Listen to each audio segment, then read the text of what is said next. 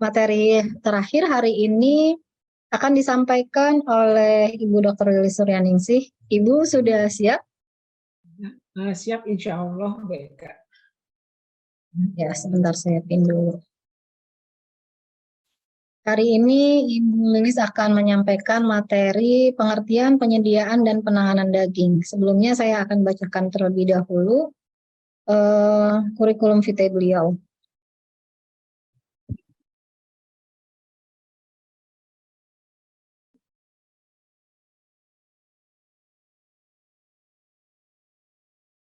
Ibu Dr. Insinyur Lilis Suryaningsih, MSI, adalah dosen di Fakultas Peternakan.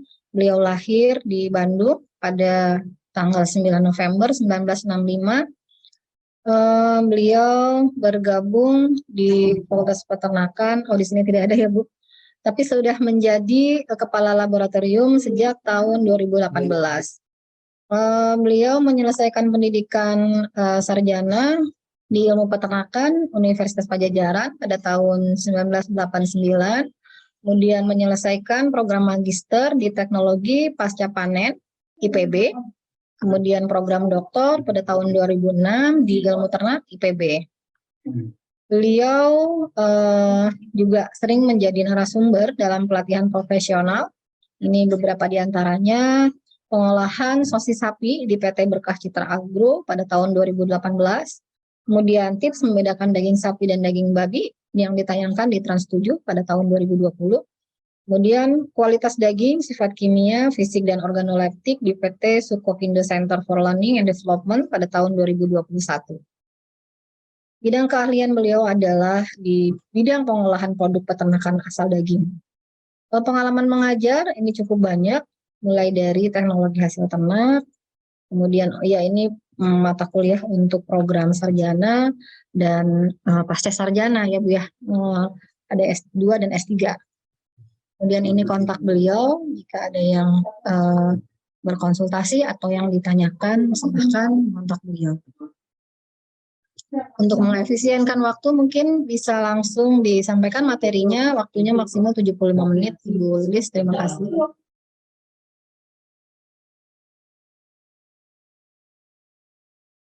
Terima kasih kepada Ibu Moderator, Ibu Dokter. Selamat sore menjelang maghrib ya Pak ya. Kalau ada yang di Bali mungkin beda waktunya.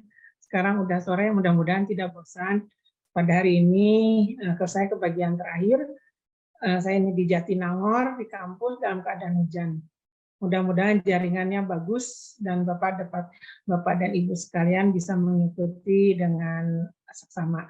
Saya bukan mengajarkan, tapi sharing ilmu antara Bapak dan Bapak dan Ibu. Saya coba share screen materi hari ini.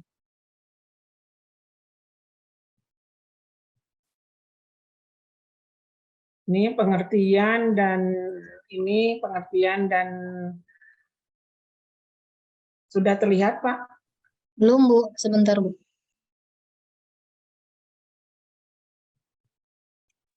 Nah, sudah, Bu.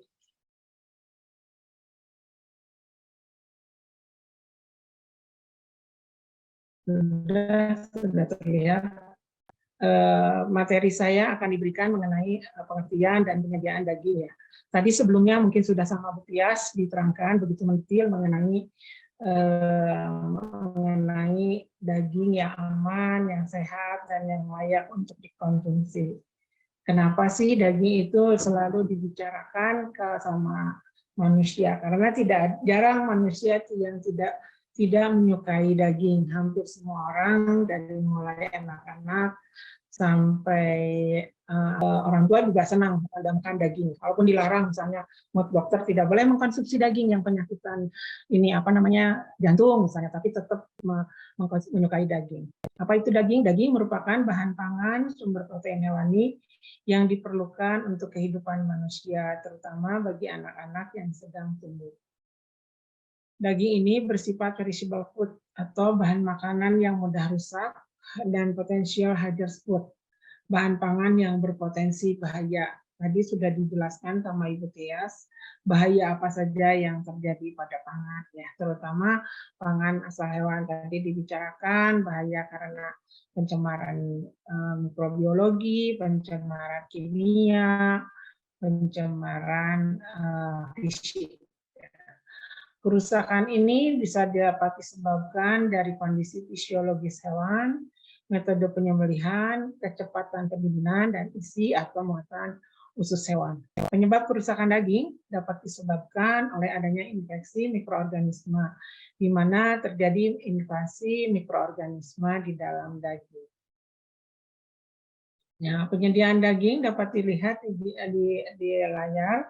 Hal-hal yang diperhatikan, kesehatan ternak, jadi kita jangan ada asumsi kalau zaman dahulu, ya mungkin zaman saya kecil atau sekarang kita ke daerah-daerah, justru kalau kita mengkonsumsi daging ayam itu, kalau ayamnya sudah sakit, baru kita bisa mengkonsumsi ayam, terutama di daerah-daerah yang belum paham. Yang belum paham mengkonsumsi daging itu harusnya bagaimana, ya. Sebenarnya harus sehat dulu ternaknya. Jadi justru kalau ternaknya tidak sehat, tidak boleh dikonsumsi karena akan menyebabkan kita menjadikan sakit. Seperti yang dijelaskan tadi Bu Tias, bahwa kalau ini akan terjadi sakit, jadi asal muasal ternaknya bagaimana. Ini kebersihan ternak. Jadi si ternak sebelum dipotong, ternak itu harus bersih. Jadi misalnya pada sapi, ternak itu harus dimandikan terlebih dahulu, tidak boleh ada kotoran yang menempel dan lain-lain. Jadi ada kebersihan ternak. Selain kesehatan ternak, kebersihan ternak, apalagi kebersihan ruangan pemotongan. Jadi ruang pemotongannya harus bersih. Seperti di sini terlihat kalau yang atas itu betul menurut prosedur ternaknya udah sehat. Kalau yang bawah bisa dilihat ini kebersihannya juga tidak terjamin, ya. Terus peralatan yang digunakan harus benar-benar berasal dari stainless steel. Terus selain itu kebersihan juga pada ternak harus dijaga. Petugas kalau kita di lapangan sebenarnya yang harus dilakukan pada saat kita melakukan penyembelihan harus rapi, harus bersih. Seperti bisa dilihat di gambar atas. Di gambar atas terlihat bahwa pada proses penyembelihan itu menggunakan baju seragam, rambutnya diikat, ditutup kalau yang rambutnya panjang. Kan zaman sekarang ada yang laki-laki rambutnya panjang, tapi kalau misalnya perusahaannya ketat itu tidak boleh, harus pendek dan dalam keadaan ditutup pakai topi. Sementara kalau yang di bawah itu sembarang aja, ini seorang mantri mungkin memeriksa. Dapat dilihat di sini ada yang pakai sandal, ada pakai celana pendek. Bahkan kalau kita lihat ke RPH cuma pakai celana pendek saja. Jadi itu akan mencemari daging yang kita konsumsi. Jadi yang harus diperhatikan selain ternaknya itu kebersihan ruangan. Jadi faktor-faktor ini yang harus diperhatikan. Apa sih rumah potong hewan? Rumah potong hewan merupakan kompleks bangunan dengan desain dan konstruksi khusus yang memenuhi persyaratan teknis dan higienis tertentu serta digunakan sebagai tempat memotong hewan potong selain unggas bagi konsumsi masyarakat. Jadi ini kalau namanya RPH, ini selain unggas. Jadi jangan memotong ayam di RPH.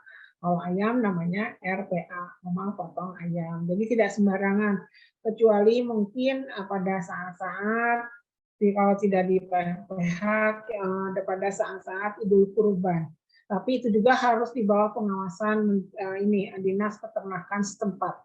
Jadi kalau kita mau memotong ternak kurban, jadi tetap harus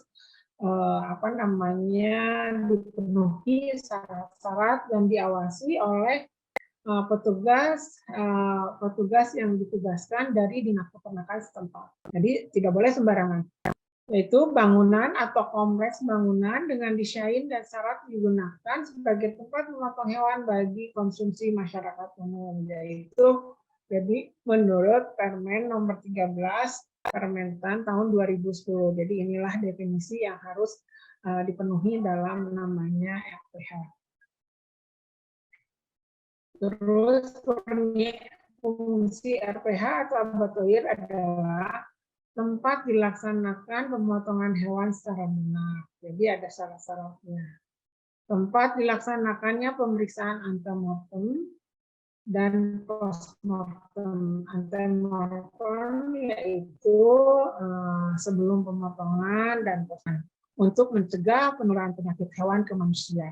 Terus selain itu untuk tempat untuk mendeteksi dan memonitor penyakit hewan guna pencegahan dan pemberantasan penyakit hewan menular di daerah asal. Jadi itu penuh jangan sampai misalnya kita bawa daging, bawa ternak dari Boyolali, malah ternaknya membawa penyakit, nanti malahan menyebar ke ternak yang berada, misalnya dibawa ke Jawa Barat, ke yang berada di Jawa Barat. Terus ada persyaratan lokasi menurut SNI, ada aturannya tahun 1999. Tidak bertentangan dengan rencana umum tata ruang, rencana detil tata ruang, dan rencana bagian wilayah kota. Jadi ini harus tidak melanggar aturan gitu yang telah ditetapkan oleh rencana bagian wilayah kota. Tidak berada pada wilayah padat penduduk dan letaknya lebih rendah dari permukaan dari pemukiman penduduk, karena kalau padat penduduk nanti akan mengganggu aktivitas keluar masuk ternak, terus terjadi kontaminasi antara penduduk dengan si RPH. Tidak dekat dengan industri logam dan kimia, lahan relatif datar dan luas, cukup luas untuk pengembangan. Terus tidak berada pada daerah rawan banjir, tercemar asap, bau, debu, dan kontaminan lain. Yaitu, ya kenapa harus tidak boleh? Jadi kalau tercemar asap nanti mudah sekali terkontaminasi, nanti bermigrasi dari asap-asap misalnya yang menyebabkan bahaya berpindah kepada daging, akhirnya dagingnya dikonsumsi sama kita. Jadi nanti kita bukan mengkonsumsi daging yang berprotein, tapi misalnya mengkonsumsi daging yang memang sudah tercemar oleh mikroorganisme atau bahan kimia atau yang tadi disebutkan oleh udara, bisa juga tidak menimbulkan gangguan dan pencemaran lingkungan. Jadi ini harus diperhatikan bagaimana supaya tidak menimbulkan gangguan dan pencemaran lingkungan. Memenuhi akses air yang cukup untuk pelaksanaan pemotongan hewan dan kegiatan pembersihan serta desinfeksi. Jadi ini air nomor utama karena dalam pelaksanaan pemotongan hewan ini membutuhkan air yang sangat banyak supaya selain ternaknya bersih, lingkungannya bersih, dan setelah pemotongan juga membutuhkan air yang banyak. Terpisah secara fisik dari lokasi kompleks RPH babi atau dibatasi dengan pagar tembok dengan tinggi minimal 3 meter untuk mencegah lalu lintas orang, alat, dan produk antar rumah potong. Jadi ini tidak boleh disatukan. Pada umumnya yang saya tahu di daerah-daerah di ibu kota provinsi ini sudah menerapkan. Jadi selalu dipisahkan antara kompleks RPH dan RPH daging RPH sapi atau kerbau dengan RPH babi, karena kita tahu karena babi menurut orang Muslim kan tidak boleh, tidak halal. Jadi itu untuk kehalalannya jadi dijamin.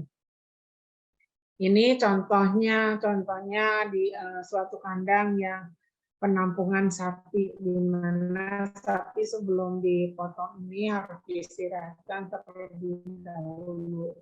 Ya ini contoh kandang yang sapinya belum dipotong. Persyaratan peralatan. Seluruh peralatan pendukung dan penunjang di RPH terbuat dari bahan tidak mudah korosif. Jadi harus stainless steel, mudah dibersihkan dan didesinfeksi serta mudah dirawat.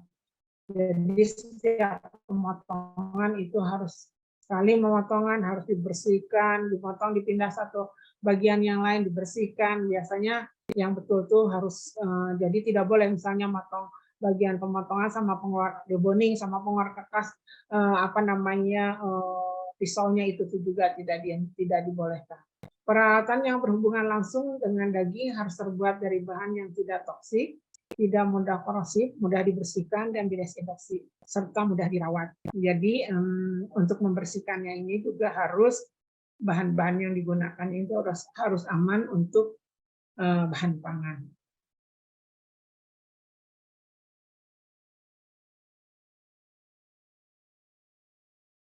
Ini di dalam ruangan dilengkapi dengan sistem rel atau railing system dan alat penggantung karkas yang didesain khusus dan disesuaikan dengan alur proses untuk mempermudah proses pemotongan dan menjaga agar karkas tidak menyentuh lantai atau dinding. Yaitu fungsinya kenapa? Supaya tidak seperti gambar sebelumnya, jadi si karkasnya tidak disimpan di bawah lantai. Kalau di bawah lantai, apalagi lantainya kotor, kontaminasi karena ada kotoran-kotoran yang tersembunyi di lantai tersebut. Bahkan kalau airnya tidak bersih juga akan terkontaminasi. Jadi selain air yang bersih juga tidak boleh ditaruh di bawah. Jadi supaya pakai sistem rel, supaya tidak menyentuh lantai dan dinding. Nah seperti ini kan diangkut pakai rel supaya tidak terjadi tersentuhan antara lantai dengan karkasnya, si sapinya. Jadi siap dilihat di sini, ini udah RPH udah modern. Nah ini salah satunya, jadi ini juga tidak boleh misalnya tergenang-genang air di dalam RPH ini, terus si sudut-sudutnya sebaiknya berbentuk bulat, jadi mudah dibersihkan. Tidak boleh segi 4 sebetulnya. Yang RPH yang bagus itu tidak boleh. Kenapa harus bulat? Karena mudah dibersihkan. Kalau yang pojok-pojok yang tajam ini segi 4 ini nanti kotoran-kotorannya tersembunyi. Jadi kalau kita pengen memudahkan pembersihan itu bangunan itu harus berbentuk pilarnya bulat supaya mudah dibersihkan. Kalau yang segi 4 begini nanti pas pembersihannya agak susah, jadi harus ekstra. Ini pada saat pemotongan karkas, yaitu daging, ada sapi setelah dipotong dikeluarkan jeroannya, dicuci, kemudian karkasnya dibagi dua. Karkasnya dibagi dua menggunakan mesin, yaitu tidak menggunakan kapak atau pisau. Jadi kalau yang modern dibagi dua menggunakan mesin, itu akan lebih lebih aman dan lebih terjaga kerusakan fisik daripada daging tersebut. Terus dimasukkan ke ruangan, udah dibagi dua si karkasnya, udah gitu karkas dimasukkan ke pendingin atau chilling room atau ruangan pelayuan. Ada dimasukin lagi setelah masuk ruangan pelayuan, kemudian dikeluarkan, masukkan ke ruang pembagian karkas, meat cutting room atau di deboning si karkasnya menjadi potongan-potongan daging sesuai dengan kita mau dipotongnya. Dagingnya karkas biasanya 15 potongan, daging sapi nanti dilakukan pengemasan. Kemudian kalau dilakukan pengemasan, kemudian setelah dikemas disimpan di ruang pembekuan. Maksudnya supaya dalam perusahaan itu tidak langsung ada yang minta dalam keadaan segar, ada yang minta dalam karkas dingin, atau ada yang minta daging dalam bentuk empuk. Nah, harus sebaiknya disediakan tempat untuk sebagai laboratorium, karena pada saat kita memotong ternak itu kita harus mengetahui minimal jumlah bakterinya berapa, terkontaminasi apa, pH-nya berapa. Ini berhubungan dengan lama si daging ini disimpan. Jadi jangan sampai kita tidak tahu, jangan-jangan selama kita proses pemotongan ternak itu bakterinya udah di atas ambang yang ditentukan oleh standar nasional Indonesia.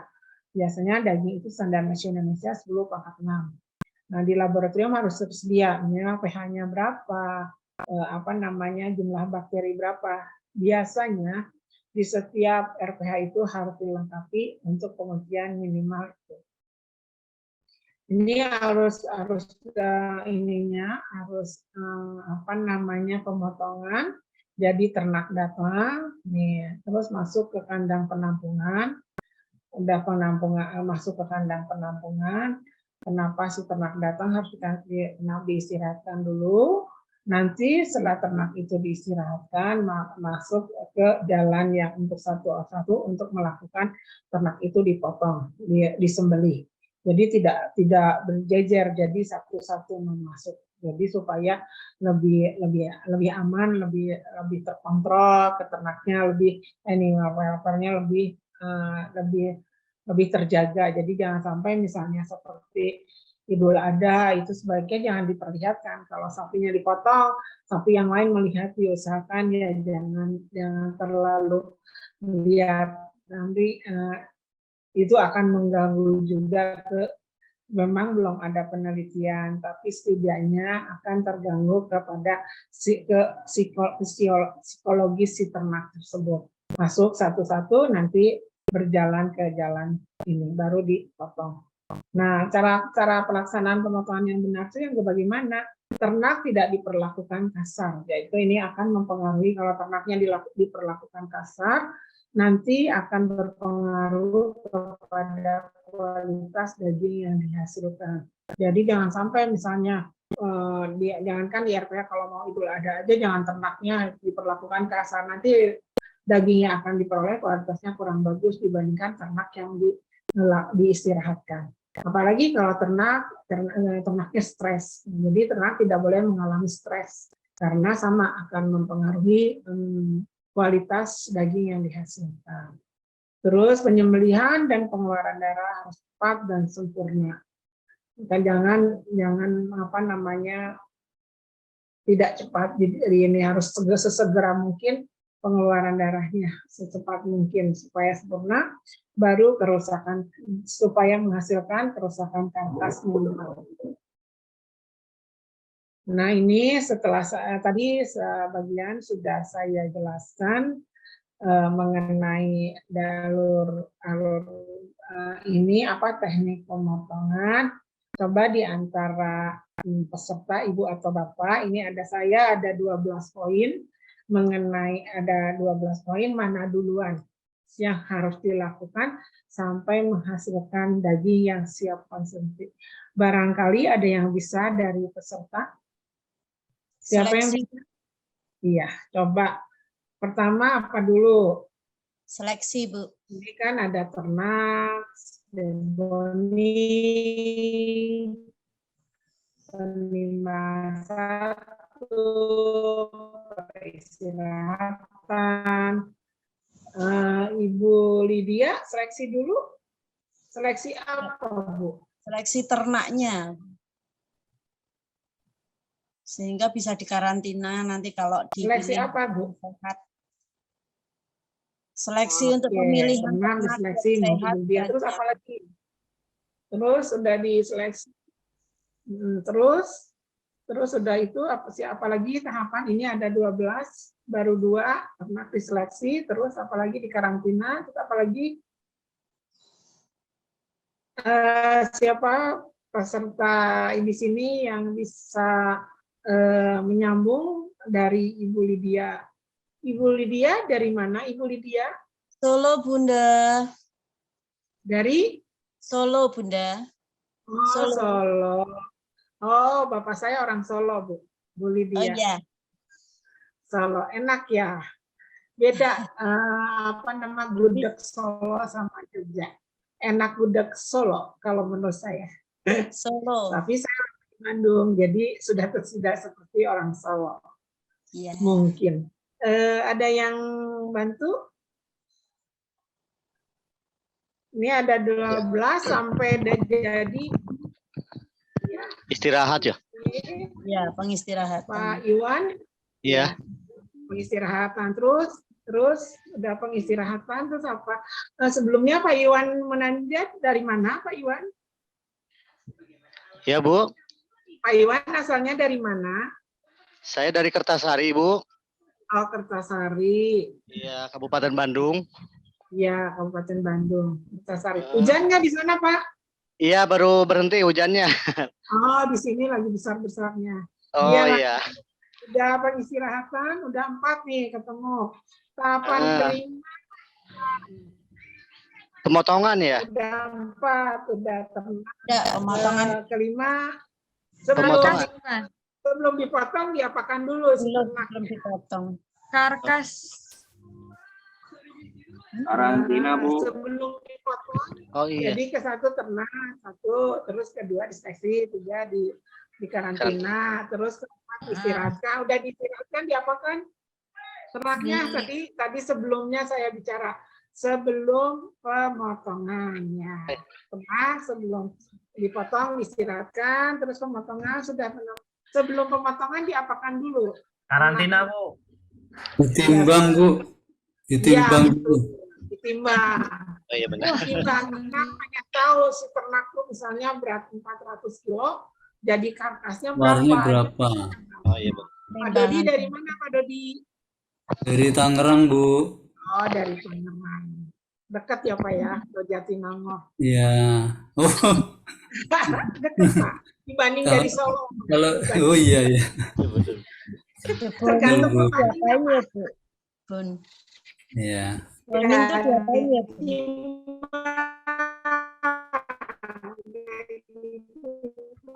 Setelah ditimbang, Sudah dipotong. ditimbang, si ternaknya dipotong. Dipotong. Terus apa lagi?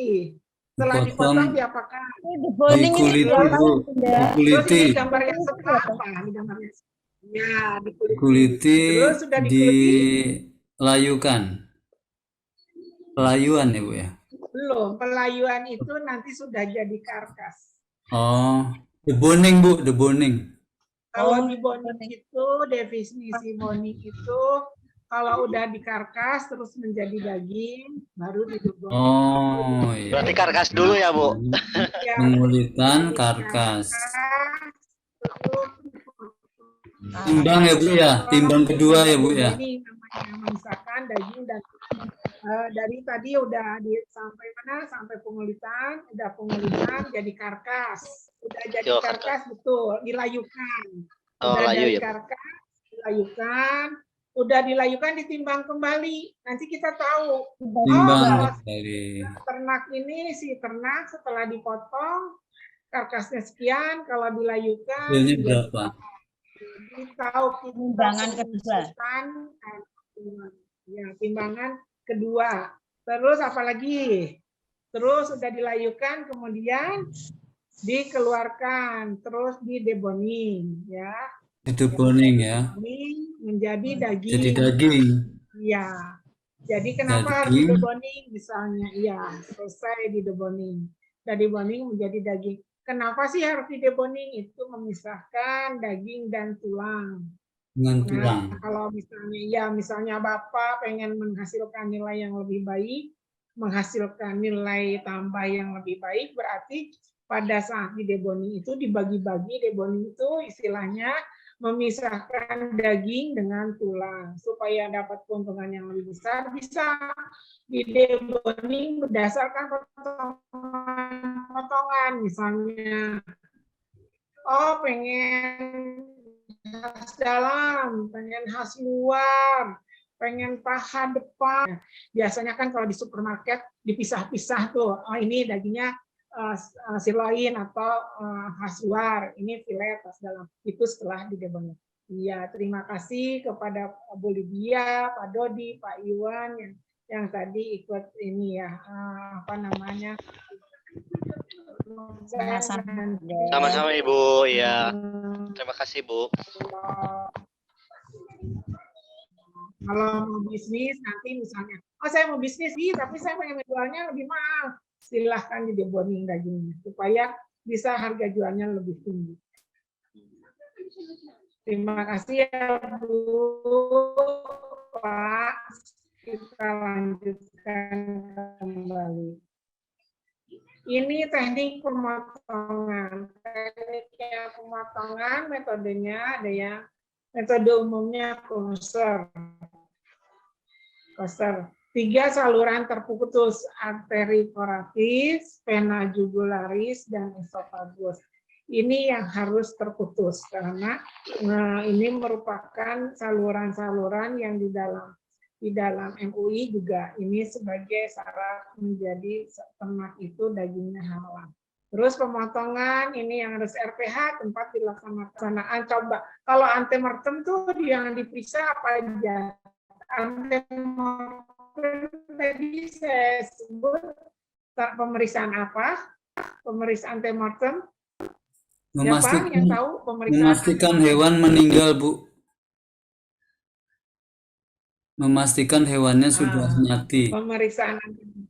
Oh, jadi antemortem bukan sudah mati, Pak. Jadi pemeriksaan sebelum pemotongan. Oh, sebelum. Sebelum. Oh iya, iya. Kalau Kalau postmortem setelah ya. Setelah ternak itu dipotong. Nah, kalau antemortem misalnya apakah ternak ini sehat, ada kelainan di kakinya, apakah ada apa di seluruh badan si ternak itu diperiksa semuanya. Kalau udah oke, baru dilakukan pemotongan. Kalau postmortem nanti diperiksa setelah pemotongan. Ada apa? Ini supaya untuk mencegah penularan penyakit hewan ke manusia. Jadi memang harus diperiksa, jangan misalnya ternak masuk main potong-potong nggak diperiksa dulu, kan tidak tahu ternak itu membawa penyakit atau tidak. Nanti niat kita mau makan daging malah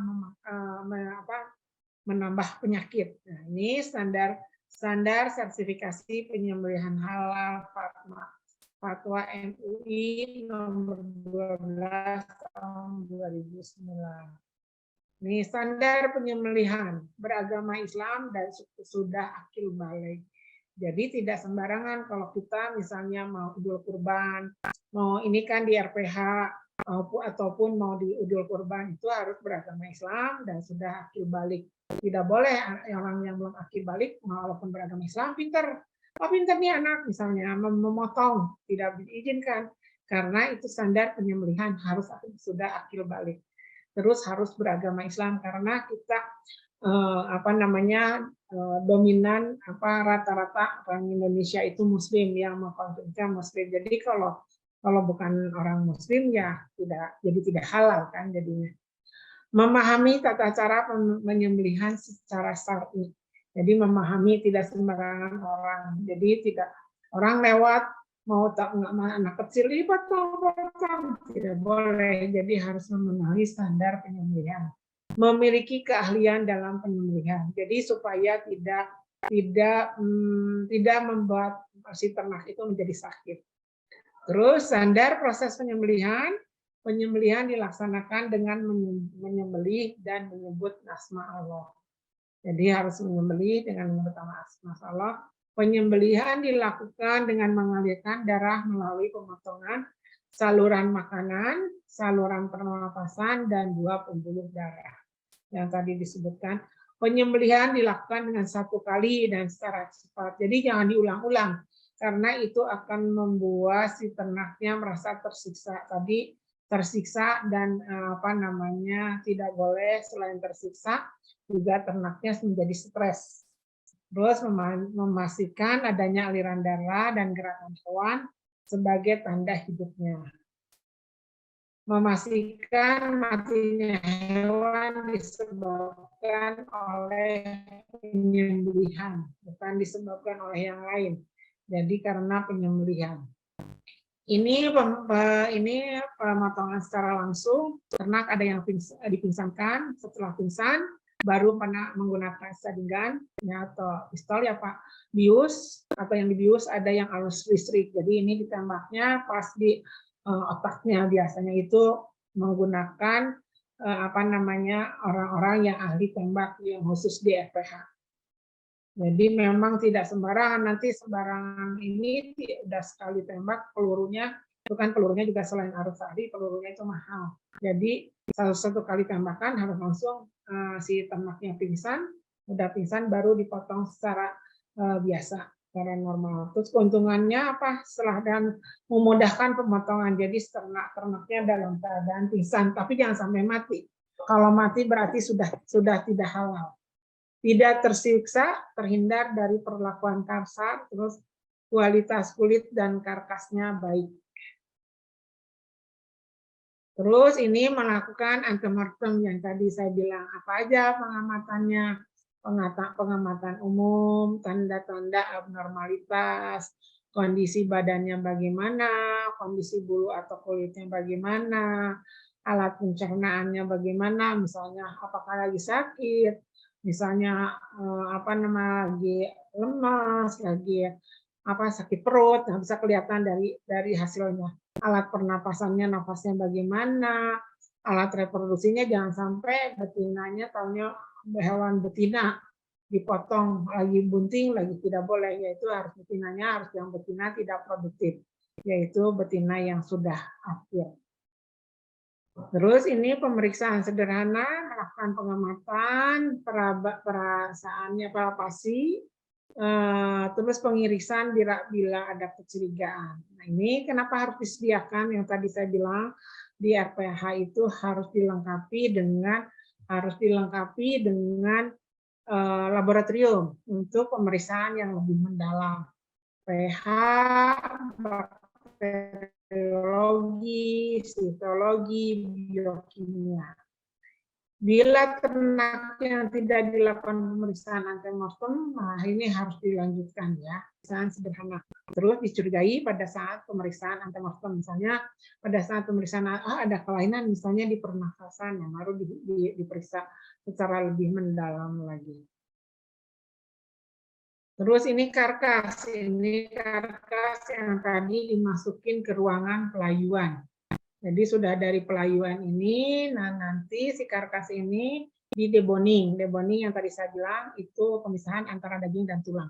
Nanti dibagi, dipotong-potong, mau dibagi-bagi, misalnya paha depan, paha belakang, dan lain-lain. Ini ruangannya, ruangan chilling room atau ruangan pelayuan. Apa sih karkas itu? Karkas adalah bagian-bagian badan dari ternak hasil pemotongan setelah dipisahkan dari kepala, kaki, kulit, dan organ dalam. Jadi kalau ini kan nggak ada tuh, udah nggak ada kepalanya, udah nggak ada kakinya, udah nggak ada kulit dan organ dalam. Ada juga menurut SNI 2008 adalah bagian dari tubuh sapi yang telah disembelih secara halal yang sesuai dengan yang ditentukan, terus dikuliti, ininya dikeluarkan jeroannya, terus dipisahkan dari kepala dan kaki, mulai dari tarsus atau karus ke bawah, organ reproduksi dan ambing, serta lemak yang berlebihan. Ini karkas tiap ternak lain-lain. Karkas dari beras hidup tergantung dari bangsa, umur, lemak, dan pakan. Jadi berat karkas ini tergantung dari bangsa sapi, akan berbeda, sapi yang berbeda akan beda dengan misalnya dengan domba, bangsanya lain, umurnya beda juga lemak dan pakan. Biasanya pada domba 50%, pada sapi karkasnya itu 55%, persentase karkasnya babi 75%, ayam 60-70%, kelinci 45-65%. Ini persentase karkas, tadi berat karkas yang waktu masuk ke chilling room itu, makanya ada penimbangan 2 kali, yaitu penimbangan karkas dan penimbangan berat hidup. Tadi pertama kan penimbangan berat hidup, kedua berat karkas, dengan maksud untuk mengetahui berapa persentase karkas yang dihasilkan dari seekor ternak. Ini macam-macam karkas yang bisa ditampilkan di sini, ada karkas sapi, karkas babi, karkas domba. Ini karkas yang rapi ini, jadi dimasukkan tuh disebut di sini ada identifikasi jenis bangsa sapi, berat karkas, umur, dan lain-lain. Jadi kita tahu ternak ini dipotong pada umur berapa. Jadi kalau kita misalnya akan mengimpor daging, mengekspor daging, atau kita menerima impor daging, kita nggak mengekspor daging, kita dapat mengimpor daging saja. Jadi kita tahu, oh ini dipotongnya pada hari ini, umurnya sekian, jenis ternaknya ini, jadi jelas. Ini dipotong yang tadi saya di deboning sesuai dengan keinginan, misalnya mau dibagi 15 silahkan, mau dibagi ini misalnya ini bisa jadi rams, sirloin, kubros, prepor, blade, chuck tender. Jadi kalau bahasa sehari-hari bisa jadi paha depan, paha belakang, sirloin, sirloin, tenderloin, lamusir. Nah, itu bahasa sehari-hari. Ini dibagi-bagi menjadi biasanya kalau kita mengacu ke Australia jadi 15 potongan. Ini sama juga, ini kenakal tuh paha, ini tenderloin khas dalam, ini brisketnya biasanya iga karena ini banyak tulang ya, daging iga. Nah, ini plank perut biasanya kalau bahasa sehari-hari. Ini berapa sih rataan dari seekor ternak yang dihasilkan dari 15 potongan ini? Ini bisa presentasinya, bisa ketahuan yang tadi saya bisnis ternak, beli ternak, terus beli ternak sama bapak si ternaknya dipotong sendiri, terus minta ke ahli, ini memang harus ahli ngedeboning, dideboning harganya akan lebih tinggi, dipotong-potong menurut bagian-bagian ini dari seekor ternak diperoleh misalnya khas dalam 1,6%, sirloin 3,21%. Ini yang inside, silver side, top side ini daging paha kalau bahasa sehari-hari. Jadi paha depan, paha belakang, dan paha kepala kelapa, daging kelapa biasanya kalau di pasar. Ini ram, plank, dicak, tender, kobrol, seng, kaki, ini blade, ini bagian ini dada, ini buntut, ini 0,83. Jadi inilah rata-rata yang diperoleh dari seekor ternak. Nah, ini daging sendiri apa sih? Daging adalah bagian otot skeletal dari karkas sapi yang aman, layak dan lazim dikonsumsi oleh manusia, dapat berupa daging segar dingin, dan daging beku. Yang tadi bisa ada beli itu dalam keadaan daging segar, bisa dagingnya udah dingin atau daging beku. Daging segar adalah daging yang belum diolah atau tidak ditambahkan dengan bahan apapun. Jadi betul-betul daging itu pas dipotong, misalnya kayak mau Idul Kurban, itu namanya daging segar. Itu kan dipotong langsung dibagikan. Itu kita nerimanya dalam keadaan daging segar. Ini daging segar dingin. Kalau daging segar dingin adalah daging yang telah mengalami proses pendinginan setelah penyembelihan sehingga suhu bagian daging sekitar 4 derajat Celcius. Daging beku adalah daging segar yang mengalami proses pembekuan di dalam blast freezer dengan temperatur internal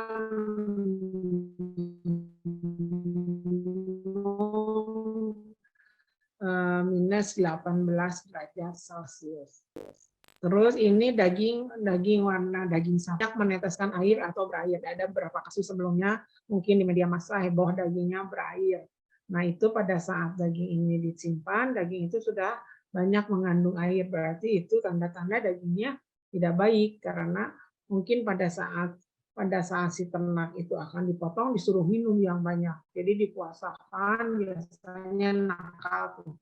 Yang mau dipotong, yang penjual yang nakal biasanya pengen sapinya dengan dipotong ditimbang bobot hidupnya banyak berat, dikasih dipuasakan, dikasih minum, nggak dikasih apa-apa, minum terus. Nanti disebutnya daging sapi gelonggong, yaitu pas dipotong ya banyak air. Itu kualitasnya tidak baik. Terus ini apa perbedaannya, mana yang lebih bagus, daging merah atau daging putih? Coba saya nanya ke forum berdasarkan alasannya. Siapa yang bisa sharing ilmu? Ada dari peserta ini mana yang lebih bagus? Yang merah, daging merah aja, Bun. Daging merah. Red meat. Ya. Red meat, Bun. Daging apa yang bagus? Yang merah. Yang merah. Red meat. Kenapa alasannya, Bu Lidi? Masih segar, Bunda. Dagingnya masih sehat, segar. Alasannya? Kelihatan kalau masih baru gitu. Daging baru. Merah ya, Bun? Iya. Kalau yang putih daging pucat, merah, yang warna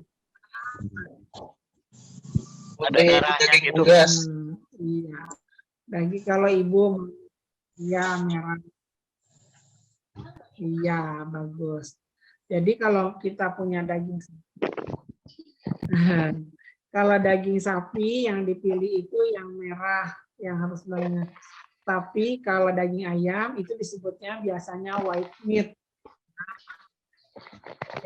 Jadi itu namanya daging putih. Misalnya daging putih itu daging ayam, daging kelinci, daging angsa itu daging putih.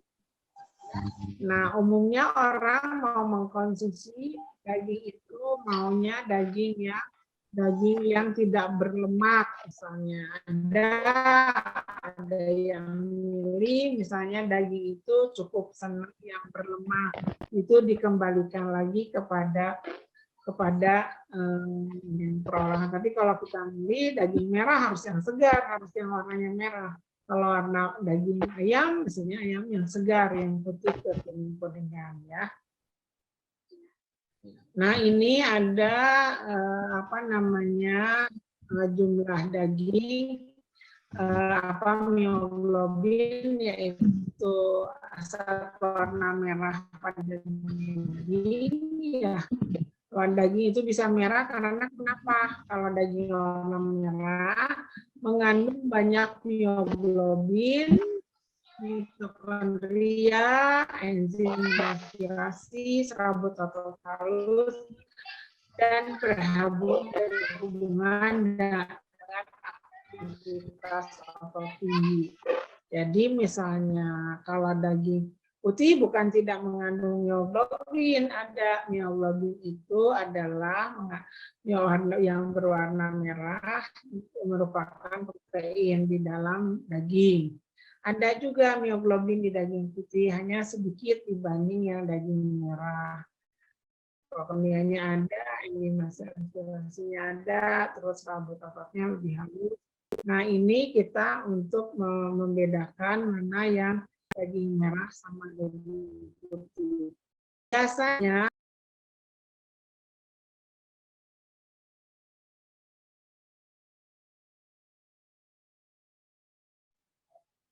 Putus ya Bun. Hilang. Tulisnya keluar kayaknya ya. Sebentar. Lempar kayaknya. Iya, betul. Sebentar. Dari tadi putus-putus loh Bunda, nggak sangat jelas. Iya, sepertinya sinyalnya kurang stabil karena hujan deras di. Iya, ya.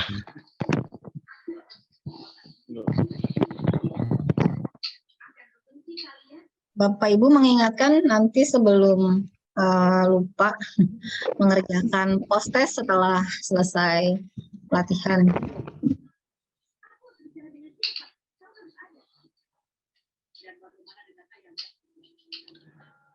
Baik, Kak, boleh nanya? Boleh, Pak, silahkan. Ya, itu yang tadi materi kesimpannya di mana ya? Saya di Kesimpannya dokumen. maksudnya Kan Pak? di-download ya? Ya, di-download biasanya Pak. Itu langsung otomatis kesimpan ya? Kemana? Harusnya ya Pak. Bapak pakai device, pakai laptop atau pakai HP? Pakai HP. Pakai HP biasanya ke dokumen. Detail itu Bunda, di detail itu ada ya materi ya, download ya. Ya. Mungkin masuk di dokumen, Pak. Folder dokumen. Enggak, dibuka dulu di aplikasi lain, Pak. Buka dulu Buka di aplikasi lain, file. nanti dia My masuk file. baru ke save di handphone. Oh gitu. Siap. Terima kasih informasinya. Ya. Terima kasih Bapak Ibu sudah bantu jawab. Ya, terima kasih. Mungkin kita tunggu sebentar. Ibu Lilis sedang dibantu untuk join kembali karena masih ada beberapa slide. Rasanya memang tidak baik. Ya, Bapak Ibu yang berminat untuk masih mengikuti pelatihan, besok kita mulai jam pukul 8. Kita sudah buka Zoom-nya. Silahkan join mulai jam 8. Jam 8 atau jam 9 Bunda? Jam 8, Bu. Jam 8 sampai jam 12 itu 2 materi, kemudian jam 1 sampai dengan jam 4 2 materi. Jadi materi di pagi itu masih olahan daging, materi siang olahan susu. Untuk Kalau yang di Bandung itu apa, Bu Eka? yang offline ya Pak, yang hibrid itu nanti pelatihan hibrid, ada yang offline, ada yang online. Jadi untuk kuota offline 20 orang, diutamakan sebetulnya yang dekat dengan lokasi kami gitu. Kalau untuk yang online dibuka tidak ada kuota. Oh, Boleh tapi tetap bisa ya yang online ya? Ya, tetap bisa Pak. Offline-nya di mana Bunda tadi? Offline-nya di kampus Universitas Pajajaran, Bu, di Jatinangor. Mau, saya mau. Ibu, lokasinya di mana? Ya, tinggalnya di mana? Surakarta, Solo. Oh, di Solo. Jauh Nggak sekali. apa-apa. Oh, dari Bandung. Harus jauh nggak apa-apa. Jakarta boleh, Mbak? Boleh dong, ilmu kok. Gimana aja. Silakan mendaftar dulu, Bu. Nanti mungkin akan kita seleksi. Boleh. Pak Iwan ini kemarin ikut ya, Pak Iwan? Iya Bu, kemarin yang ngolah itu ya, daging asap. Ya, sedikit berbeda mungkin untuk Pasak. yang selanjutnya. Ya nggak Bu apa-apa. Lilis, apakah sudah join kembali, Bu Lilis? Sudah Bu Eka, mohon maaf. iya. Kurang Baik, bagus. silakan dilanjutkan Bu, atau dimatikan kameranya, mungkin tidak apa-apa Bu.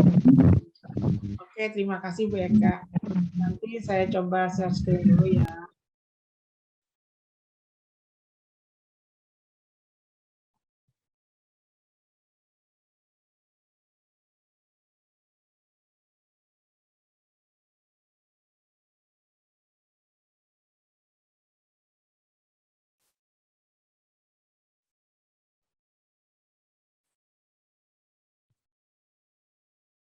Sudah terlihat? Sudah Bu. Sudah terlihat Engineer. Sudah? Sudah Bu. Oke. Mohon maaf ya, tadi lagi hujan jadi jelek mungkin jaringan. Lagi asik-asik jadi keganggu nih. Tadi sudah sampai daging ya, daging yang ini, terus mutu daging sapi dilanjutkan. Mohon maaf jaringannya jelek. Mutu daging sapi yaitu dibagi dalam 3 kategori. Jadi kalau misalnya Bapak atau Ibu memberikan daging, warna daging tadi yang pada senang milihnya merah terang. Itu berarti kualitasnya mutunya mutu 1. Terus merah gelap 6-7, ini 8-9. Karena lemaknya putih yang bagus di mutu daging sapi ya. Kalau yang marbingnya 9-12, teksturnya harus halus. Itu yang diinginkan oleh konsumen. Ini umurnya mioglobin tadi warna lebih tua, otomatis warnanya akan lebih gelap. Sama dengan misalnya kita.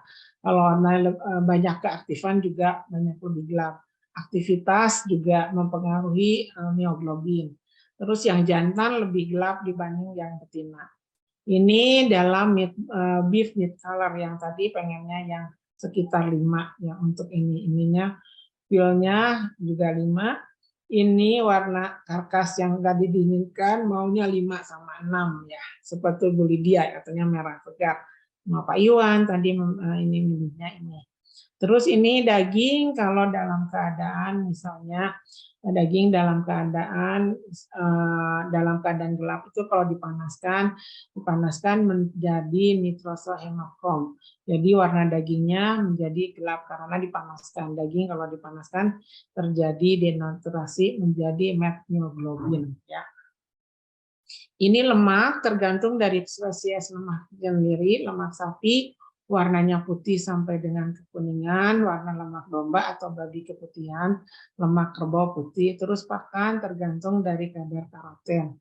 Umur tua lebih kuning. Ini di antara lemak yang lebih disukai adalah 4-5. Ini apa sih yang disebut marbling? Marbling yaitu gambaran lemak di antara serat-serat daging. Marbling terbaik pada ternak gemuk umur 2-3 tahun. Jadi jangan disalahkan, beda marbling sama lemak. Kalau lemak itu di antara serat-serat daging. Jadi bukan di pinggir, di antara serat-serat. Jadi kalau kita memakan daging itu ada yang juicy, yang enak flavornya. Bukan yang di pinggir-pinggir, tapi ini di antara serat-serat daging. Jadi kalau orang misalnya marbling, nah itu gambaran lemak di antara serat-serat daging. Pada domba umurnya 10-12 bulan, pada babi 8-10 bulan. Ini menurut US Meat Marbling Standard ada sampai 9, di mana makin banyak marblingnya di antara serat-serat daging, ini makin bagus. Ini standar dagingnya. Terus ini umur, spesies, hewan, seks, dan pakan. Jadi kalau marblingnya banyak, yaitu rasa bergaji tergantung dari banyak lemak di antara serat daging. Jadi kalau kita mau mengkonsumsi daging, terus agak juicy, ya berair gitu pas dimakan, berarti itu dagingnya bagus.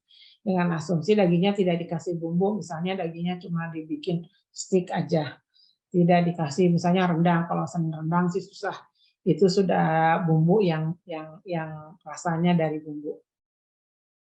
Ini tenunan dalam daging meliputi kalau pada ternak domba 46-65%, pada karkas sapi 49-68%, pada babi 34-64% daripada domba.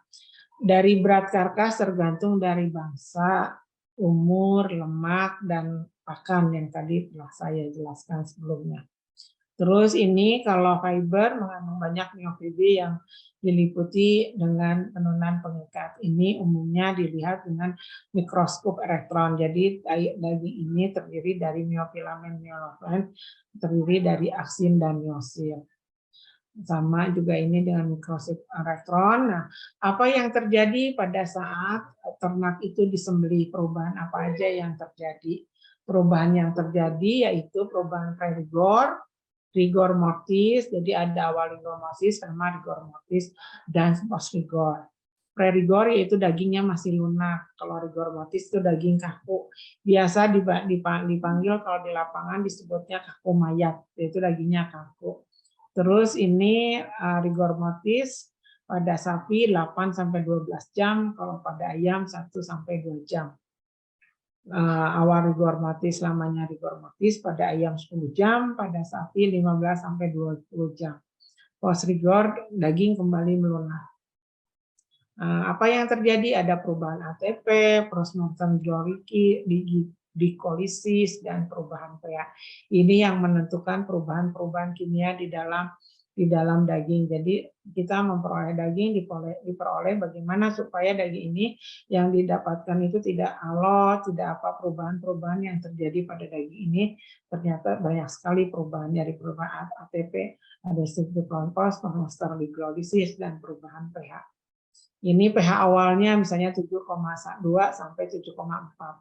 Kalau dagingnya cukup istirahat 5,3 sampai 5,5. Kalau ternaknya cukup istirahat 5,3, nanti diukur dagingnya sampai 5,5. Kalau ternaknya pada saat itu dipotong 6,0 sampai 6,6.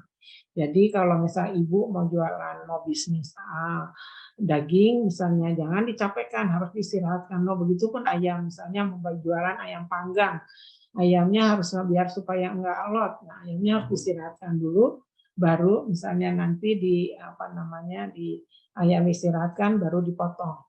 Jangan ayam dalam keadaan capek, ayamnya tidak diistirahatkan. Sama dengan manusia, misalnya kita bangun tidur langsung lari kan nggak sehat juga, jadi nggak baik.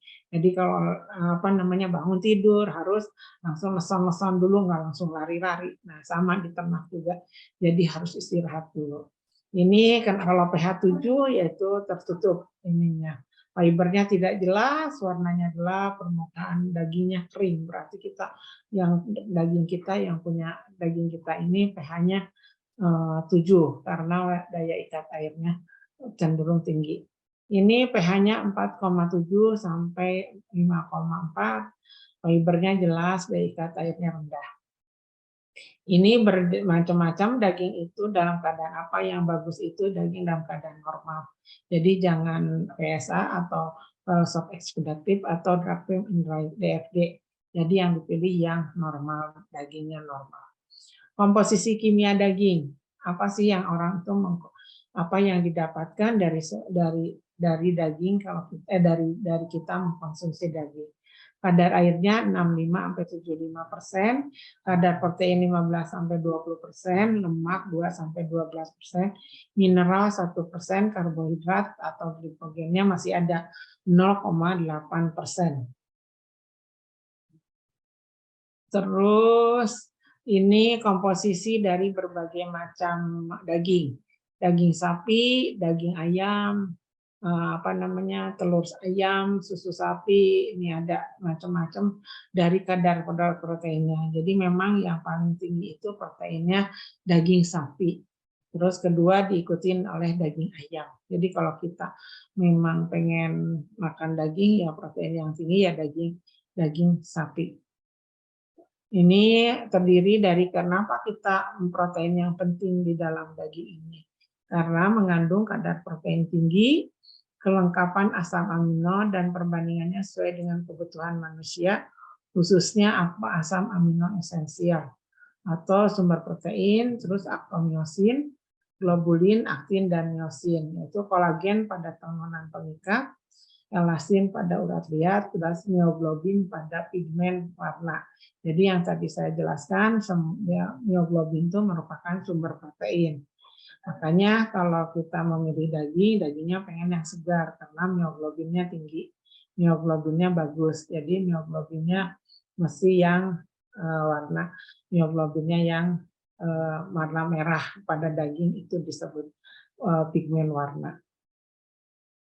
Ini daging warna bila dipanaskan. Nah ini kalau kita mengkonsumsi atau mau ke restoran, mau milih mana, mau ya setengah matang, medium rare atau medium well atau well done. Ini misalnya saya senangnya setengah matang, pilihlah antara medium rare dan medium. Kalau saya senangnya yang matang sekali berarti well done. Ini cara perubahan warna daging apabila dipanaskan.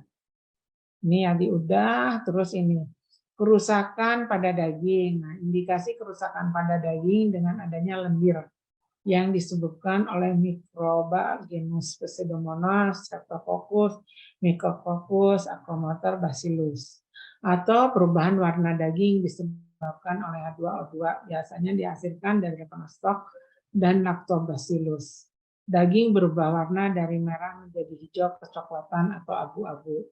Ada juga kita misalnya mengkonsumsi daging kok tengik, berarti adanya degradasi lemak oleh aktivitas mikroba lipolitik, yaitu Pseudomonas, Campylobacter, dan beberapa kamir atau yeast. Kerusakan daging karena bisa juga disebabkan kapang, menimbulkan bintik-bintik warna hitam, putih, hijau, dan Penicillium expansium menimbulkan bintik-bintik warna hijau, seperti di sebelah. Terus ini kerusakan umum pada daging dalam keadaan aerobik. Bakteri aerobik akan menyebabkan lendir pada permukaan daging, itu Pseudomonas, Campylobacter, Streptococcus, Leukemostok, Bacillus, dan Mycococcus. Pigmen daging akan berubah merah menjadi kehijau-hijauan atau fosforens Photobacterium. Ada juga menjadi pada lemak menjadi tengik. Terus ini ada juga yang lebih parahnya lagi, menjadikan nanti ada autolisa pada bakteri dan putrefaction. Terus ini herdal teknologi, di mana kita misalnya mau mengkonsumsi daging di mana yang paling aman, di titik mana yang paling kritis. Jadi yang tadi dijelaskan oleh Bu Tias, jadi kalau kita mau menyediakan daging itu, di mana yang paling kritis, misalnya kita cara penyimpanan, di penyimpanannya yang tidak betul, itu harus diperhatikan, namanya harder teknologi. Ini ada proses-prosesnya supaya tidak terjadi kontaminasi silang. Nah, ini beberapa contoh penerapan hurdle. Pakaian dengan low heat processing, pemanasan pada suhu di bawah 100 derajat Celcius tidak akan membunuh spora bakteri patogen dan persa, sehingga tetap akan tumbuh selama penyimpanan.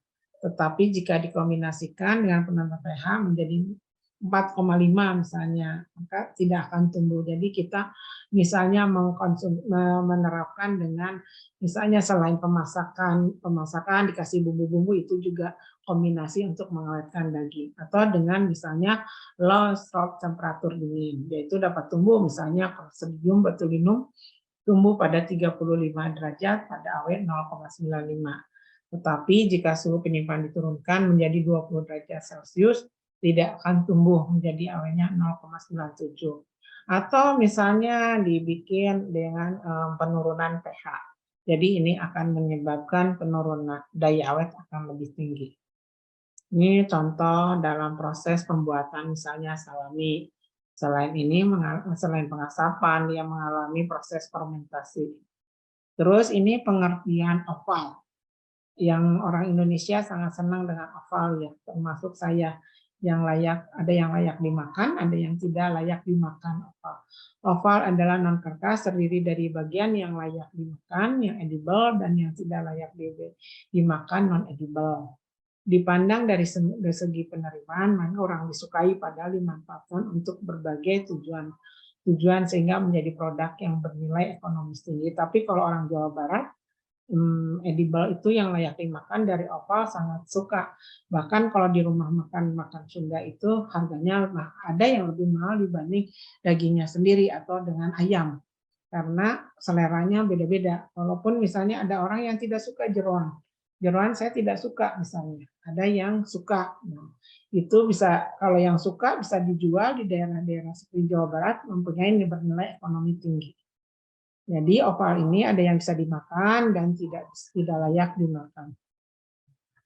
Terus cara penanganan oval di RPH diperiksa secara antemortem, dilakukan pemotongan, pengeluaran darah semaksimal mungkin, pengulitan, dan ini pengeluaran jeroan. Jadi dalam pengeluaran jeroan ini harus diperhatikan, jangan sampai ada jeroan-jeroan yang mengandung penyakit tetap dikonsumsi. Nah, terdapat dua macam cara penanganan daging pada penyimpanan temperatur rendah, yaitu refrigerasi dan pembekuan. Refrigerasi sifat organoleptik, nilai gizinya, karakteristiknya mirip dengan daging segar. Misalnya kita ditaruh di chilling room, di kulkas, ruang di bawah, bukan di pembekuannya. Itu dipertahankannya, dapat kualitas daging dapat bertahan selama 8 hari. Terus ini. Ada juga yang direfrigerasi dilakukan pada temperatur rendah dalam waktu tertentu untuk mengurangi kontaminasi, mengendalikan kerusakan mikroorganisme, dan tergantung pada bentuk dan ukuran karkas. Jadi kita juga kalau menyimpan daging tergantung jadi bentuk ukuran karkasnya. Jadi misalnya Ibu Lydia mau masak, misalnya di rumahnya cukup 1/4 kilo. Ibu beli dari pasar atau di supermarket dagingnya 1 kilo. Nah, itu jangan dibekukan, terus nanti Ibu keluarkan lagi, diambil 1/4, dibekukan lagi, tidak boleh. Kalau sudah keluar sekali, cukup sekali, tidak boleh dibekukan lagi, karena mikroorganismenya pada saat dikeluarkan akan bertambah, nanti pada saat dimasukkan karet menjadi besar mikroorganismenya, jadi dagingnya sudah tidak baik. Jadi kalau di rumah mau mengkonsumsi 1/4 kilo, ya pas beli dalam keadaan daging segar yang saya bilang ada daging segar, ada daging segar dingin. Kalau daging segar itu langsung dari RPH belum mengalami pendinginan, langsung dibeli sama kita. Kalau daging segar dingin itu daging segar yang sudah didinginkan. Jadi kalau mau membutuhkan 1/4 kilo, dikemaslah dalam 1/4 kilo mau dikonsumsi, jangan dibulak-balik, nanti pas 1/4 ke setengah sekilo dikeluarin 1/4, masukkan lagi, keluarin lagi. Nah, jangan sampai, karena itu akan menambah ini. Sebaiknya kalau di kulkas itu dikasih label tanggal, mana masuknya, mana yang lebih duluan, maka ini Jadi kita mengkonsumsi makanan yang betul-betul keadaan daging atau makanan yang lainnya masih dalam keadaan bagus. Nah ini, dalam pembekuan itu ada yang pembekuannya udara diam, pembekuan PRET, pembekuan cepat, atau ada yang pencelupan ke dalam cairan atau pemercikan cairan pembeku, dan ada juga pembekuan kriogen. Jadi dalam pembekuan juga ini harus diperhatikan cara pembekuannya, jangan sampai sudah dalam keadaan jelek si dagingnya baru dibekukan, tidak baik. Nanti daging yang dihasilkan juga tidak akan baik. Jadi pada saat melakukan pembekuan ini, daging harus dalam keadaan kualitasnya bagus. Jadi dari awal memang daging ini dalam keadaan bagus. Nah, pada saat kita mau menjual dalam keadaan beku, ya disimpanlah di dalam pembekuan. Kalau mau dijual dalam keadaan pencairan kembali, di detowing namanya, ditowing di dalam chilling room dulu, yang lebih bagus supaya kualitas dagingnya dapat dipertahankan. Jangan sampai atau di rumah mau memasak dagingnya dalam keadaan beku langsung dicelupkan ke air panas, itu tidak baik, nanti menyebabkan daging itu berkualitas rendah, jadi minimal awet bukan empuk. Jadi kita merebus akan lebih lama karena ada proses di dalam daging itu yang akan menyebabkan berkontraksi di antara otot di dalam daging. Jadi harus dicairkan dulu di dalam chilling room atau di bawah kulkasnya, baru nanti setelah cair kembali baru dimasak. Ini daging beku yang baik berasal dari ternak yang sehat tadi ya, dari pemotongan ternak dengan cara yang baik, dan daging telah mengalami proses pendinginan dengan dibungkus dengan kedap udara. Proses pembekuannya itu minus 18 derajat Celcius atau lebih rendah. Nah, ini penanganan on-oval yang tadi bisa layak dimakan dan tidak layak dimakan. Setelah proses tersebut selesai, layak untuk dikonsumsi, kemudian terlebih dahulu harus dilakukan perebusan. Jadi kalau kita membeli oval, kalau di pasar biasanya tidak direbus terlebih dahulu, tapi kalau di supermarket kita membeli dalam keadaan terlebih dahulu direbus. Jadi kalau kita mau menyimpan atau menjual oval, sebaiknya dalam keadaan sudah dimatangkan, direbus minimal 30 menit supaya bakterinya tidak terkontaminasi ke yang lain, karena kan kalau oval ini lebih banyak mudah terkontaminasi dibanding daging. Ini terus sebagian besar biasanya ini oval ini dimanfaatkan biasanya berbagai macam jenis pemanfaat oval. Misalnya otak, jantung, ginjal, hati, limpa, pankreas, biasanya aneka ragam daging. Biasanya dibuat biasanya dalam soto. Apalagi kalau orang Makassar. Di sini ada orang Makassar, peserta di sini ada nggak orang Makassar? Ada, Bu. Siapa? Saya, Muhammad. Bu. Oh, Muhammad Ilham. Apa kalau di Makassar komponen non karkas itu dibuat apa, Pak? Apanya, Bu? Diolah Contohnya apa? Iya, diolahnya apa? biasanya coto sih, Bu. Oh iya, betul. Coto Makassar ya, Pak ya, di Makassar. Ya, coto Makassar. Coto Makassar itu tidak enak kalau tidak jeroannya, Pak ya. Nah, iya. Iya, ya. Iya, benar. Ini ada di mana, Pak Ilham? Di Makassar, Bu. Oh, di Makassar. Di Makassar hujan tidak? Tadi sempat hujan tadi siang, tapi sekarang udah berhenti, Bu. Di Makassarnya di mana, Pak Ilham? Saya punya kakak ipar orang Makassar. Di Makassar, di Andi Tonro, Bu, daerah dekat Alauddin, dekat UIN. Oh iya, daerah situ ya. Itu banyak juga soto Makassar di situ ya. Jadi soto Makassar itu umumnya dibuat dari jeroan tapi oval yang edible, yang bisa dikonsumsi. Nah, biasanya kalau dari daging aja kurang enak ya Pak Ilham ya. Jadi enaknya dari jeroan-jeroan ditambah. Nanti kalau yang belum mencoba soto bukan soto tapi coto ya kalau di Makassar. Jadi belilah coto Makassar. Di sini di Jawa Barat juga banyak. Nah, terima kasih ya Pak Ilham sudah bergabung dengan Kemenkop. Iya, Bu. Terima kasih. Iya. Usahanya apa Pak Ilham? Kalau saya konsultan Bu, konsultan Oh. UKM. Oh, konsultan UKM. Bagus. Ya. Jadi supaya UKM di Makassar, orang Makassar senang makan daging kok selain ikan ya. Iya Bu, selain seafood itu daging. Iya, selain seafood daging. Orang Makassar biasanya hampir setiap rumah pasti ada nggak ikan, daging. Kalau orang Sunda ikan asin, Pak. Ikannya bukan ikan basah, ikan asin. Kalau orang Sunda. Iya. Iya Bu. Ini ekor, biasanya ekor dipakai sup. Ya, biasanya ini terutama disenangi oleh bapak-bapak biasanya. Sop buntut, ini. Di sini enggak, pasti semua bapak-bapak di sini pada senang sop buntut ya. Ada enggak yang tidak suka sop buntut? Pada suka ya sop buntut. Terus ini pipi dan tetelan kepala biasanya dibikin oleh bahan untuk sosis. Ini jadi supaya sosis tidak dari daging. Jadi yang tidak dimanfaatkan bisa buat sup, buat bahan sosis, ekstrak daging sapinya buat sup. Ini darah, tapi darah karena kita tidak boleh orang Islam, darah itu haram, jadi tidak bisa kalau buat orang Muslim. Terus lambung juga bisa untuk bahan sosis atau aneka ragam daging. Terus tulang bisa bagikan sebagai kembang gula atau sebagai bahan pakan. Usus besar bisa dipakai sebagai selongsong sosis, esofagus sebagai bahan sosis.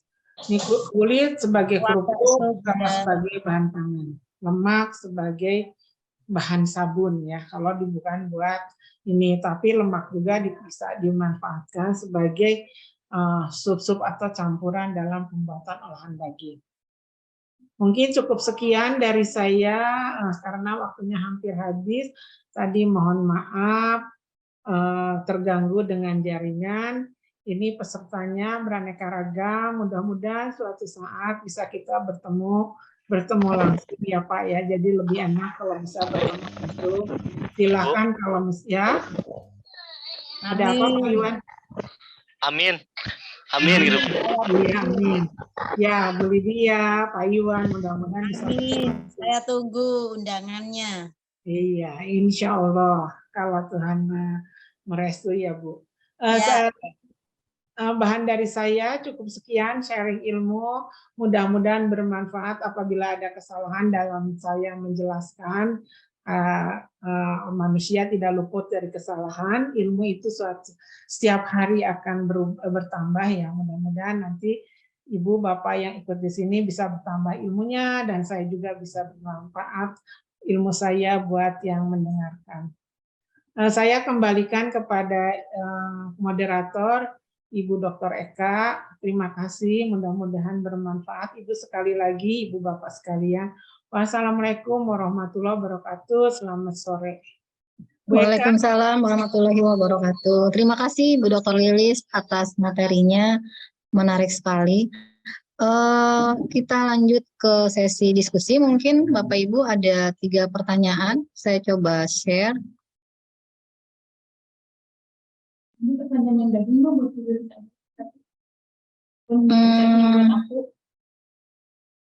Mulai dari mana tadi ya, Bu Tias? Oh, ini udah. Oh, dari Bu Lydia di Solo, daging sapi atau kambing yang dimasak berulang-ulang karena banyak dan tidak ada kulkas atau freezer, bagaimana dengan mutunya? Apakah baik dikonsumsi, terutama kualitasnya? Mungkin Bu Lilis bisa membantu menjawab, Bu. Terima kasih ya Bu Lydia di Solo. Ini Bu Lydia punya daging sapi atau kambing terus dimasak berulang-ulang. Dimasaknya dibuat apa, Bu? Ya, itu kan dalam rangka apa nih Ibu banyak daging domba dan sapinya? Ya, karena ada kurban kan biasanya dapat banyak Bunda. Terus kulkas atau freezer kami kan terbatas. Sehingga harus direbus untuk supaya, maksud saya supaya tidak basi begitu. Itu apakah layak dikonsumsi enggak ya Bunda? Terima kasih ya Ibu Lydia. Jadi kalau menurut saya, kalau Ibu banyak, Ibu bikin olahan daging. Bisa bikin bakso yang gampang, bisa bikin dendeng. Ibu bisa bikin dibuat bakso, dibikin dendeng, dibikin sosis. Bisa kalau ibu misalnya supaya kuat lama, dibikinlah produk olahan. Oh, ibu bilang penuh nih kulkas saya, ya paling enak itu dibuat dendeng. Kalau dendeng kan udah kering, bisa di suhu kamar. Kalau misalnya sosis, bakso, nanti kan tetap harus dimasukin kulkas atau freezer ya Bu ya. Jadi bikinlah dendeng. Atau dibikin abon sama ibu. Abon kan lebih awet dibanding misalnya, kan ini ceritanya tidak punya kulkas. Jadi dibikinlah dendeng sama abon. Nanti bikin abon ibu, bikin dendeng. Dendengnya bagaimana? Mau dendeng rasa asin, mau dendeng rasa manis. Orang Solo biasanya dendengnya enak, Bu. Dendengnya ibu mau bikin dendeng giling, mau dendeng iris. Oh, saya maunya empuk nih buat orang tua di dendengnya. Bikinlah dendeng giling. Nanti dibuat dendeng. Rasanya manis, jadi pengen juga dendeng. Terus kalau enggak dibikin abon sama ibu. Dibikin abon. Itu yang paling mudah, praktis, dan tidak memerlukan alat-alat yang ribet yang ada di rumah. Ada wajan kan alatnya tidak apa yang ada di rumah. Begitu Ibu Lydia. Nanti kalau bikin banyak lagi daging sapi atau daging kambing, bikinlah dendeng sama abon ya. Iya, terima kasih Bunda. Ya, sama-sama. Tapi kurang bagus ya kalau direbus ulang-ulang, kurang bagus ya. Oh iya, kalau direbus diulang-ulang nanti gizinya akan berkurang. Karena pada saat direbus itu si protein-protein pada keluar. Sama ibu dibuang kan si dagingnya, dipakai lagi air yang baru. Nanti lama-lama Ibu Lydia bukan makan daging, makan serat aja sama karbohidrat dari daging. Kan proteinnya sudah keluar semua. Jadi diulang nggak bagus. Jadi kalau masak harus segera mungkin dikonsumsi supaya si proteinnya tidak terbuang. Karena kalau dicuci aja tidak boleh, kalau daging harus berasal dari yang bagus. Jadi kalau ibu misalnya punya nanti kebagian daging kurban, ditatanya harus bersih, jangan. Kalau dicuci nanti protein dagingnya berkurang. Terima kasih Bunda. Sama-sama. Baik Ibu, masih ada dua lagi pertanyaan. Mungkin ini pertanyaan untuk Ibu Tias dari Bapak Miftahur Rahman di Madiun. Apakah ada film dokumenter yang menjelaskan tentang keamanan pangan? Bu Tias, mungkin kalau ada bisa di-share ya. Baik Pak, terima kasih. Nanti akan saya, Bapak bisa cari mungkin kalau di YouTube Pak, banyak sekali itu tentang keamanan pangan. Kemudian kalau misalnya bahasa Inggris itu biasanya food security itu dalam bentuk animasi lebih banyak dan lebih seru lagi Pak. Nanti bisa Bapak lihat di YouTube. Oke, baik, terima kasih Bu Tias. Satu lagi dari Pak Ahmad Bayu Aryawan, ini apa perbedaan menggunakan pengemas sendiri dengan lapisan pengemas terhadap upaya mengendalikan biokimia produk jikalau disimpan pada suhu ruang dalam menahan lama penyimpanan yang terukur? Jadi apa bedanya menggunakan pengemas sendiri? Pengemas sendirinya apa ya ini Bu Tias, mungkin bisa menerjemahkan dari materi Bu Tias tadi. Menggunakan sama seperti kita jadi produk jadi Bu.